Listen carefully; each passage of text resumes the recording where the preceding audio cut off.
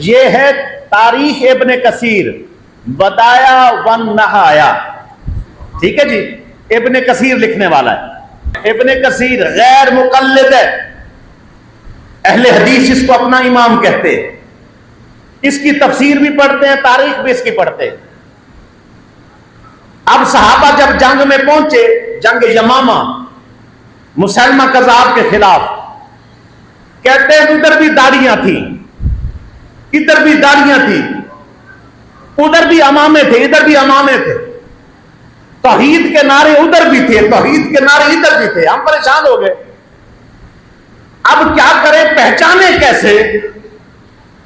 تو ایک علامت بتائی گئی کہ علامت یہ ہے جو یہاں کہے یا محمد دا،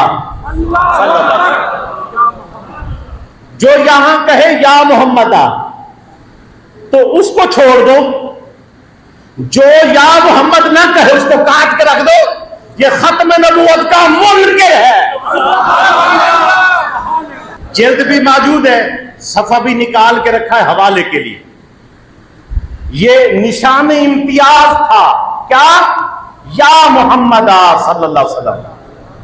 اب بتائیں، صحابہ یہ نہیں کہہ سکتے تھے کہ ہم نشان امتیاز رکھتے تھے، کہ ہم پہچان رکھنے کے لیے کہتے تھے محمد الرسول اللہ؟ کہہ نہیں سکتے تھے. یہ بھی ہو سکتا تھا، یہ بھی ہو سکتا لا الہ الا اللہ محمد رسول اللہ، یہ بھی ہو سکتا اشہد ان محمد رسول اللہ، یہ بھی ہو سکتا تھا. قربان جائیں، وہ بھی تو نبی کے صحابہ ہیں نا، انہوں نے بھی تو بعد والوں کو عقیدہ سمجھانا تھا نا. جس مسجد میں یا محمد لکھا ہو نا، سمجھ جانا یہ صحابہ والا عقیدہ رکھتے ہیں. صحابہ نے یہ جملہ بول کر اس کے بعد یہ سمجھا کر کہ بھئی جو ختم نبوت پر جن کا ایمان ہوتا ہے، ختم نبوت کے جو پہرہ دار ہوتے ہیں، یمامہ میں جنگ لگے تو صحابہ پہنچے تو وہاں بھی نعرے لگتے یا محمد یا رسول اللہ.